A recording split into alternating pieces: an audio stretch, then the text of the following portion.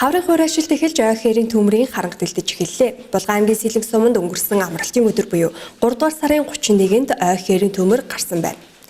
Өнгөрсөн амралтын өдрүүдээр Булган аймгийн Сэлэнг сумын тариахтай баг хуурайн ам орчмын газар ойхээрийн төмөр гарлаа. Төмрийн газар Сэлэнг сумын иргэд аймгийн онцгой байдлын газрын хялгант тосгондох гал унтраах аврах 50 дугаар ангийн гал сүнөөгчд хүч нэмэгдүүлэн очиж бүрэн унтраасан байна. Тус ойхээрийн төмрийн аюулаас болж 900 орчим га талбай шатсан гэж аймгийн онцгой байдлын газраас мэдээлж байна. Өдөр энэ тариахтай амнаас нэг айлын гаднаас одоо ойхээрийн төмөр гарч. Энэ ойхээрийн төмөрийн онцгойгоос болон Сэлэнг сумын тамга газрын одоо ард иргэдээс нийлсэн одоо 53 хүн ажиллаж одоо энэ цоромд нь орууллаа. Өнөө өглөө ийм одоо аюултай болж байгаа ш одоо ард иргэдэд одоо анхааруулахад хэлэхэд бол одоо хөдөөгийн малчд болон яваа хүмүүс бол одоо энэ галаа аюулсаас болгоомжтой байх хэрэгтэй байна.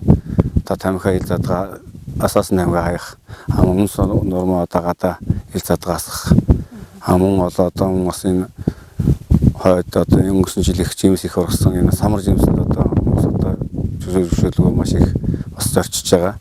Тэгээ одоо зарцсан усуудын тэр ойхэрд очиод одоо нормоо унтрахгүй очиод одоо хайчдаг. Одоо тэр нь одоо энэ сас анзаархаар сасны дараа гараад ирдэг. Тэгээ одоо аюултай үзэгдэл бас болж байгаа. Тэндээс одоо нийт иргэдэд одоо анхааруулахад бол ийм асуудал бол гарахгүй байх одоо талаар одоо анхааруулах гэж байна.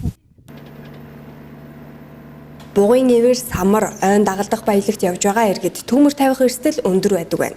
Хаврын хураашилт эхэлж байгаатай холбогдуулан иргэд галын аюулаас урьдчилан сэргийлж анхаарал болгоомжтой байх шаардлагатай байгааг аймгийн онцгой байдлын газраас анхааруулж байна.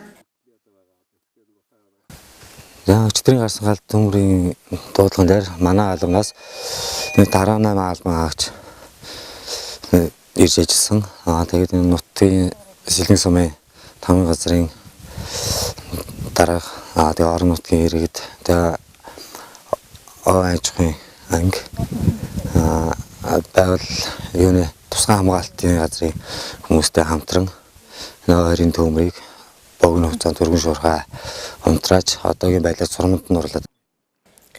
Сэлэнг мөрний салааны мөсөн унаж иргэд зорчгод хүндрэлтэй байгаа бөгөөд төмрийн голомтод ажиллаж байгаа иргэдийг Сэлэнг сумын төвөөс 2 дугаар тасгийн хооронд гүүр тавьж том оврын ачааны машинаар зөөвөрлсөн байна.